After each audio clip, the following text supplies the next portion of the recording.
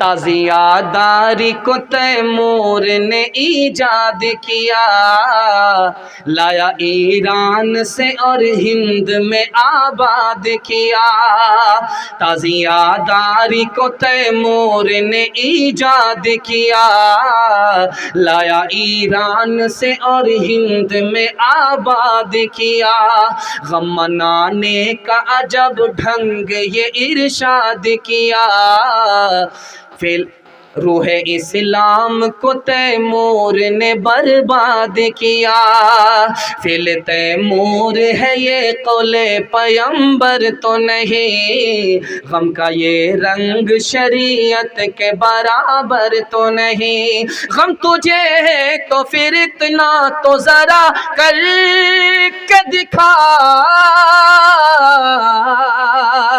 ढोल ताशे से तेरे बाप की मैयत को उठा, ढोल ताशे से तेरे बाप की मैयत को उठा।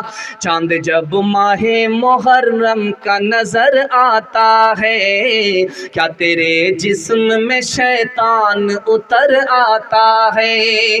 गम जिन्हें होता है वो ढोल बजाते हैं कहीं, और गैरों की तरह त्योहार मनाते हैं कहीं। वो खुराफात का बाजार लगाते हैं कहीं,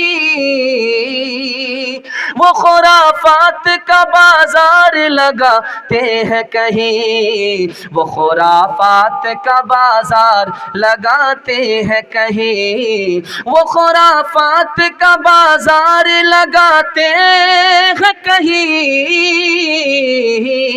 ढोल ताशों से भी मैयत को उठाते हैं कहीं, ढोल ताशों से भी मैयत को उठाते हैं कहीं। हजरत उमर रजी अल्लाह ताला अन्हु अपने बेटे को 2000 रुपया महीना देते थे, और हजरत हुसैन को 5000 रुपया देते थे महीना। अपना बेटा बड़ा है, जवान है, हजरत हुसैन छोटे हैं, बाप का फैसला है, बाप खलीफा हैं हजरत उमर। बेटे को 2000 और हजरत हुसैन को 5000। तो बेटे ने एतराज़ किया, अब्बा हुजूर मैं आपका बेटा हूँ, मैं जवान हूँ, मैं तलवार उठाता हूँ, जंग में जाता हूँ, आप हमको 2000 रुपये देते हैं, और ये छोटा सा बच्चा है आप इसको 5000 रुपया देते हैं। कहा बेटे इस बच्चे से मुकाबला मत करना, तुम गुलाम ज़्यादा हो, ये शहज़ादा है, नबूवत का शहज़ादा है। जो इसका नाना वो तुम्हारा नहीं, जो इसकी नानी वो तुम्हारी नानी नहीं, जो इसकी माँ इसकी खाला वो तुम्हारी खाला नहीं। बेटा हुसैन से मुकाबला मत करना, तू गुलाम है, गुलाम का बेटा है, और हुसैन फातिमा का शहज़ादा है और नबी का शहज़ादा है। 3 बात आपके सामने रखने के लिए जा रहा हूँ, और मैं दिल से दुआ करता हूँ अल्लाह आपके बच्चे को हजरत हुसैन जैसा होनहार अता फरमाए, होनहार बनाए। ध्यान से सुनिएगा, जल्दी से निकल जाएगा। हजरत हुसैन ने हजरत अली से पूछा कि अब्बा ये बताइए मुझसे मोहब्बत है? कहा कहाँ है? क्या मेरी माँ से मोहब्बत है? कहाँ है? क्या मेरे नाना से मोहब्बत है? कहाँ है? क्या मेरी नानी से मोहब्बत है? कहाँ है? क्या मेरी खाला से मोहब्बत है? कहाँ है? मेरे रिश्तेदार से मोहब्बत है? कहाँ है? तो हजरत अली कहने लगे कि और कितना पूछोगे, पूरा रंगपुरा ही सवाल कर लोगे? तो कहा कि अब्बा हुजूर आपका दिल है या डब्बा? पूरा रंगपुरा आ गया। मैं तो समझ रहा था कि सिर्फ अल्लाह से मोहब्बत होगी। इससे अंदाज़ा कीजिए कि कितनी बड़ी शान रखते थे। हज़रत उमर रज़ी अल्लाह ताला अन्हु को रिलीफ बांटना था, हर मुसलमान के बच्चे को रिलीफ देना था। तो उनको पूछना था मजमा से, भाई किस उम्र के बच्चे को सरकारी पैसा मिलना चाहिए? दांत टूटे तब, दूध छोड़े तब, 2 साल का हो जाए तब, पैदा हो तब, कब देना चाहिए? तो किसी के पास जवाब नहीं था। हज़रत हुसैन बचपन में हैं, खड़े होकर के सवाल करते, चचा जान मुझे इजाज़त दे दो, 2 मिनट में जवाब दे दूंगा। कहा कि ये क्या बात है? तो कहा कि बेटा जवाब दो। कहा जब बच्चा पैदा होता है तो वो रोता है, हंसता नहीं है, उसको हंसाना पड़ता है। वो बच्चा रोता रहता है, वो रो करके ये बताता है कि सरकार के ख़जाने में मेरा हिस्सा लग गया, जब तक नहीं दोगे मैं BBC लंदन चुप बैठने वाला नहीं। हज़रत उमर ने कहा शाबाश बेटे, मसले को हल कर दिया, मसला समझ में आ गया कि बच्चा जैसे ही पैदा हो सरकार के ख़जाने से उसको सरकारी पैसा मिलना चाहिए।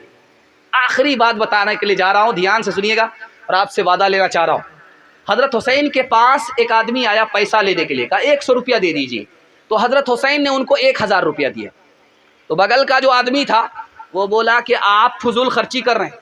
उस आदमी ने 100 रुपया मांगा था, आपको 100 रुपया देना चाहिए, आपने 900 रुपया बढ़ा करके दे दिया, ये फजूल खर्ची है। तो हज़रत हुसैन ने कहा कि तुम्हारी समझ में ये फजूल खर्ची है, लेकिन मेरी समझ में ये नबी की सुन्नत है, मैंने उस पर अमल किया है। हाथ उठा करके वादा कीजिए, दूसरे का खाएंगे अपना बचाएंगे। हाथ उठाइए, इंशाल्लाह बिल्कुल सही जा रहा है। देखिए 2-4-5 आदमी हाथ उठा रहे हैं।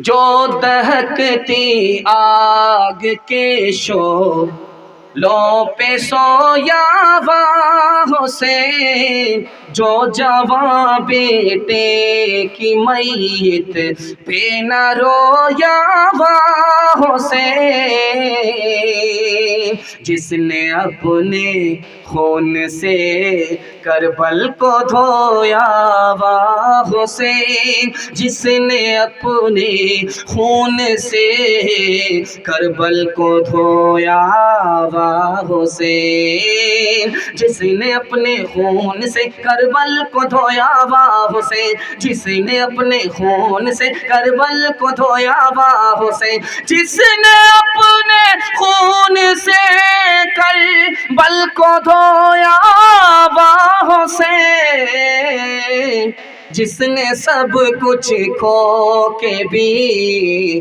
कुछ न खोया हुआ हुसैन, जिसने सब कुछ खो के भी कुछ न खोया हुआ हुसैन। अब आइए कूफा के लोग कैसे थे और कैसे मुनाफिक थे, ये दिखाने के लिए जा रहा हूँ। हज़रत हुसैन के हवाले से पैगाम आ रहा है, इसमें आपको समझ में आ जाएगा कि सच्चाई क्या है, दिखाने के लिए जा रहा हूँ। आदमी मुनाफिक बनता है 2 वजह से, लालच में, खौफ में। किसी ने तलवार की धमकी दे दी, अब खौफ में वो हक का साथ छोड़ देता है, और किसी ने पैसे का लालच दे दिया तो रिश्वत में बिक जाता है, हक का दामन छोड़ दिया, बातिल के सफ में खड़ा हो जाता है। इमाम हुसैन को मदीना से बुलाया किसने? कूफा के लोगों ने, लेकिन यजीद ने तलवार का खौफ दिया और पैसे का लालच दिया, बदल गए। जो इमाम हुसैन के साथ खड़े होते वो यजीद की सफ में खड़े हो गए।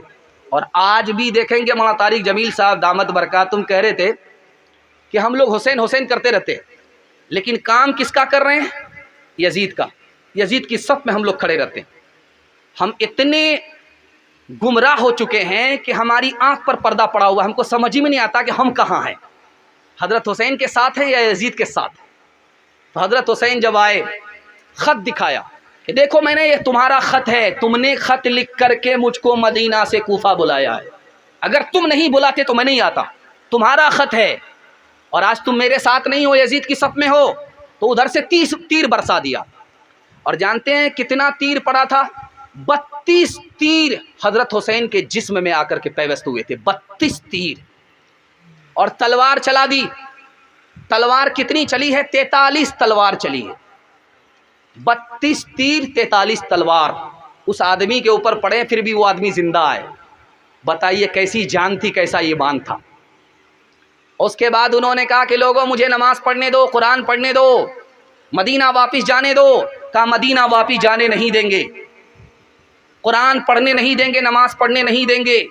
हज़रत हुसैन ने कहा अल्लाह क़यामत तक तुम्हें कुरान से महरूम करे, अल्लाह क़यामत तक तुम्हें मदीने से महरूम करे, अल्लाह क़यामत तक तुम्हें मस्जिद और जमात से महरूम करे। आज भी उसका असर आप देख लीजिए, जो लोग लाठी खेलते हैं वो कुरान से दूर, मस्जिद और नमाज से दूर। ये असर किसका है? यजीद का असर है, और हज़रत हुसैन की बद्दुआ का असर है। 5 तोहफे हज़रत हुसैन ने अता फरमाए। पहला काम किया हज़रत हुसैन ने सब्र किया, मातम नहीं किया। अपने घर वाले से कहा जब मैं मर जाऊं, शहीद हो जाऊं तो मातम मत करना। सब्र किया, मातम नहीं किया। दूसरा काम, करबला के मैदान में हज़रत हुसैन ने क्या किया? कुरान पढ़ा, मरसिया पढ़ने नहीं दिया। तीसरा काम क्या किया? जिस वक्त शहीद हुए हैं रोज़े की हालत में थे, रोज़ा तोड़ा नहीं था। चौथा काम ये किया कि کلا تیر کی بارش ہو گئی، تلوار کی بارش ہو گئی، پھر بھی وقت پر نماز ادا کی ہے، قضا نہیں کیا۔ اور دوسری بات کیا ہے؟ سر کٹا دیا لیکن یزید کے ہاتھ میں ہاتھ نہیں دیا۔ یہ 5 کام کیے حضرت حسین نے۔ ایک مثال ہے، پیغام ختم کر رہا ہوں۔ حضرت حسن کو زہر دیا گیا، کلیجہ کٹ گیا، انتقال کے وقت حضرت حسین آگے، کہا دیکھو کان کھول کر کے میری بات سن لو، میرے خاندان میں نبوت اور خلافت جمع نہیں ہو سکتی، میرا تجربہ ہے، تم کو کوفہ کے بے وقوف نکال کر کے ذلیل کریں گے، ایسا کبھی نہیں ہونے دینا۔ یزید کو امام امیر معاویہ رضی اللہ عنہ نے نصیحت کیا، مجھے ڈر ہے تو حسین کی طرف سے ڈر ہے، حسین کو عراق کے مکار نکالیں گے تمہارے خلاف، اور وہ اگر نکلیں اور تم سے مقابلہ ہو جائے، تم غالب آ جاؤ تو حضرت حسین سے درگزر کرنا، چونکہ وہ نواسے رسول ہیں اور ہمارے رشتہ دار ہیں۔ دیکھیے خطرہ محسوس ہو چکا تھا۔ اور دوسری بات، مکہ سے چلا، مکہ آ رہا ہے، کوفہ کا آدمی مسئلہ معلوم کرنے کے لیے۔ کیا مسئلہ تھا؟ مسئلہ یہ ہے کہ نماز کی حالت میں نماز پڑھ رہا تھا، مچھر نے خون چوس لیا، اس کا پیٹ انڈیا گیٹ ہو گیا، مجھے لالچ آیا، غصہ آیا، میں نے اس کے منہ پر تماچا مارا، اس کا پیٹ پھٹ گیا۔ اب وہ خون میرے کپڑے کو لگا، بدن کو لگا، نماز ہوئی کہ نہیں ہوئی؟ نماز لوٹانی پڑے گی۔ کپڑا پاک، بدن پاک یا ناپاک ہوا؟ مسئلہ معلوم کرنے کے لیے کہاں سے چلا ہے؟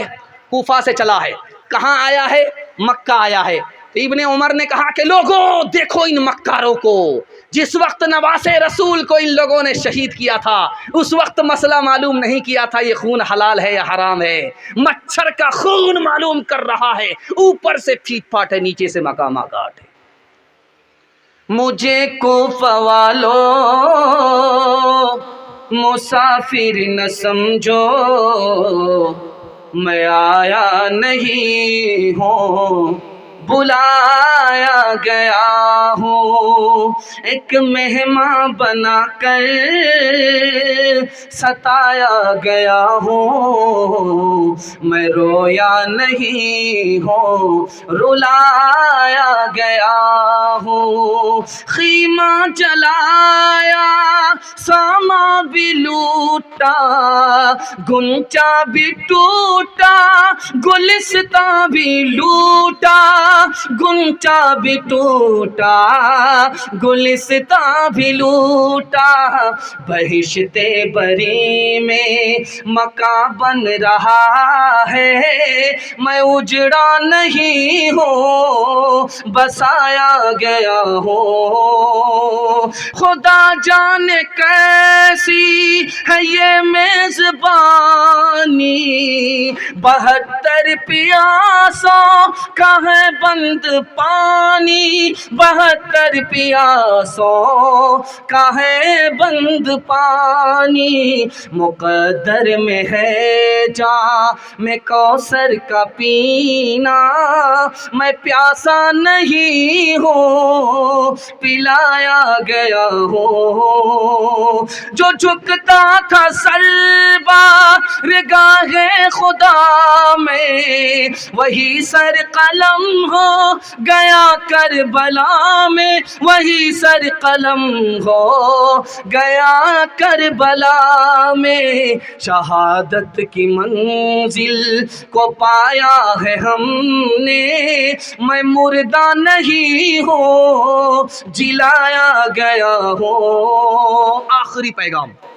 3 منٹ کا میرے حصے کا اور امام حسین کی شہادت کے حوالے سے یہ پیغام مکمل ہونے جا رہا۔ آخری پیغام سننے کے لیے تیار ہیں؟ ہاتھ اٹھا دیجئے انشاءاللہ۔ اگلے سال عمل کریں گے، ہاتھ اٹھائیے انشاءاللہ۔ پھر یہاں کر کے پھنسے، دھیان سے سنیے گا، جلدی سے نکل جائے گا۔ آخری پیغام سنا رہا ہوں اور اس حصے کو مکمل کر رہا ہوں۔ آپ لوگ جتنے جوش کے ساتھ اور جتنے ہوش کے ساتھ سن رہے ہیں، دل سے دعا نکل رہی ہے، اللہ آپ کو دین دنیا دونوں کی بھلائی سے مالا مال فرمائے۔ دھیان سے سنیے گا۔ اس مہینے میں 3 پروپگنڈے ہیں۔ پہلا پروپگنڈا یہ ہے اس مہینے میں نکاح نہیں ہوتا، اس لیے آپ دیکھیں گے جات بارات کو آپ نہیں دیکھیں گے اس مہینے میں۔ لوگ بیٹی کی شادی نہیں کرتے ہیں، بیٹے کی شادی نہیں کرتے، لیکن یہ صحیح نہیں ہے، غلط ہے۔ میں آپ کو 4 شادی اس مہینے میں دکھانے کے لیے جا رہا ہوں کہ اس سے بڑھ کر کے دنیا میں کوئی شادی ہے ہی نہیں۔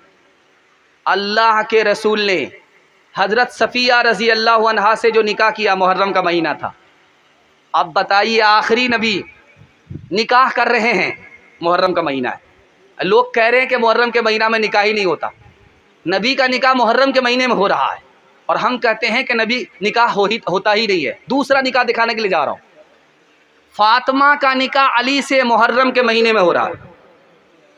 اب بتائیے چہیتی بیٹی، آخری بیٹی، چہیتا داماد حضرت علی اور فاطمہ، ان کا نکاح محرم کے مہینے میں ہو رہا ہے۔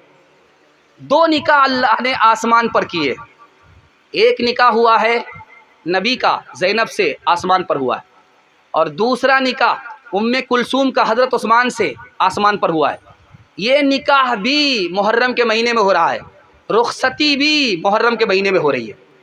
اب چوتھا نکاح دکھانے کے لیے جا رہا ہوں، کربلا کے میدان میں حضرت حسین نے سیدنا قاسم کا جو نکاح کیا ہے وہ بھی محرم میں کیا ہے، اور عاشورہ کے دن کیا ہے، اور محرم کے مہینے میں کیا ہے۔ اب بتائیے یہ پروپگنڈا غلط ہے کہ محرم کے مہینے میں نکاح نہیں ہوتا، محرم کے مہینے میں نکاح ہوتا ہے، اور نکاح نبی نے کیا ہے، اپنی بیٹی کا نکاح کیا ہے، حضرت عثمان کا نکاح ہوا ہے، امام حسین نے کیا ہے۔ اس لیے اس غلط فہمی کو دور کر کے ہم اپنی بچی کا نکاح محرم میں کریں گے انشاءاللہ۔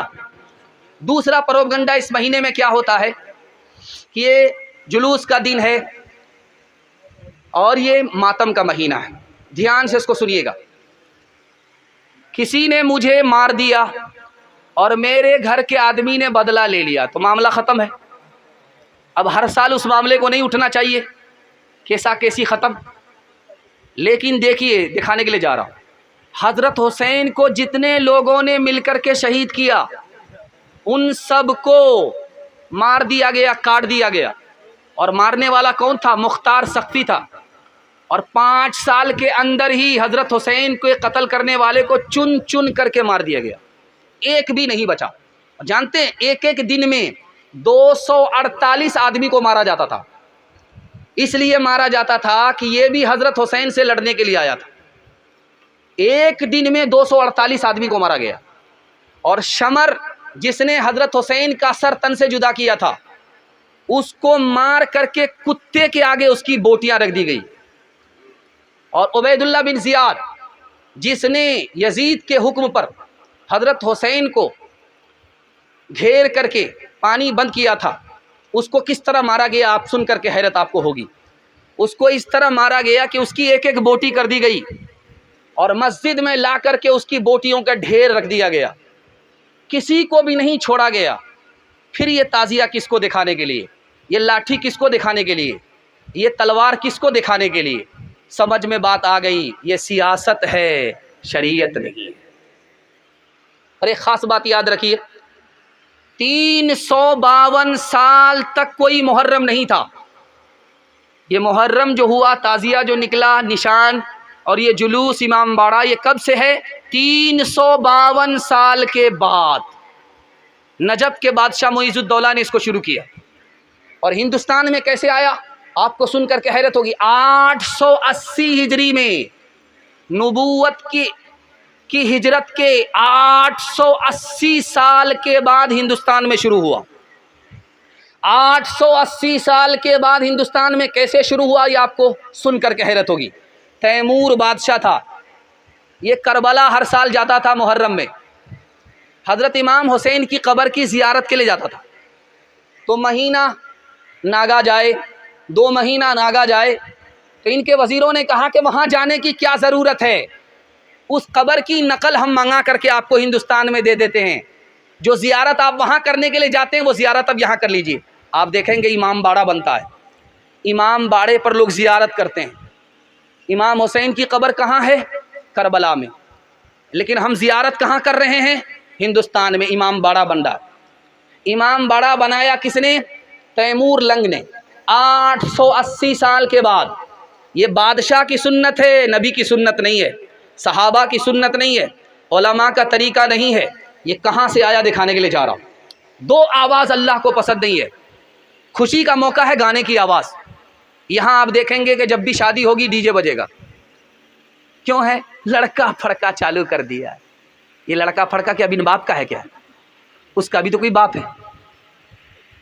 گانے کی آواز اللہ کو پسند نہیں. خوشی کے موقع سے گانے کی آواز اللہ کو پسند نہیں, اور غم کے موقع سے ماتم کی آواز اللہ کو پسند نہیں. لکھنؤ میں مہمان آئے, کہاں سے؟ عرب کے. امام حسین کے خاندان کے لوگ آئے, علی میاں ندوی رحمۃ اللہ علیہ سے ملنے کے لیے آئے. وہ دیکھا کہ لکھنؤ میں دھماکہ ہوا, جلوس کی آواز, ڈھول کی آواز, گھبرا گئے کہیں فساد تو نہیں ہو گیا ہندو مسلمان میں. کہا نہیں حضور, حسین کا جلوس ہے, حسین کا ماتم ہے. تو کہنے لگے انا للہ, ان بے وقوفوں کو آج خبر ہوئی, 1300-1400 سال ہو گئے, ان بے وقوفوں کو آج خبر ملی ہے, اس لیے حسین کو تعزیت پیش کر رہے ہیں. تو ان بے وقوفوں کی فہرست میں ہم لوگ سب میں شامل نہیں ہوں گے. ہاتھ اٹھائیے, زندگی بھر کے لیے بائیکاٹ کریں گے. ہاتھ اٹھائیے, انشاءاللہ اس کا آپ کو فائدہ ہوگا. میں بتانے کے لیے جا رہا ہوں, اگر آپ بچ گئے تو آپ کی اولاد بچ جائے گی, اولاد کی اولاد بچ جائے گی. اور جانتے ہیں اس قبر پر جا کر کے سجدہ کیا جا رہا ہے, اس سے بیٹا مانگا جا رہا ہے. حسین کی عقیدت نے دولت ایمان سے ہمارے بچے کو محروم کر دیا, ہماری عورت کو محروم کر دیا. یہ شیطانی عمل ہے کہ نہیں ہے؟ شیطان ایمان کا دشمن ہے کہ نہیں ہے؟ آپ بچ جائیے, میں گارنٹی لیتا ہوں اللہ آپ کی اولاد کو بچا دے گا. ہاتھ اٹھا کر کے وعدہ کیجئے, جنوری میں جشن منائیں گے انشاءاللہ. ہاتھ اٹھا دیجئے, بالکل. محرم میں ماتم, ہاتھ اٹھائیے انشاءاللہ.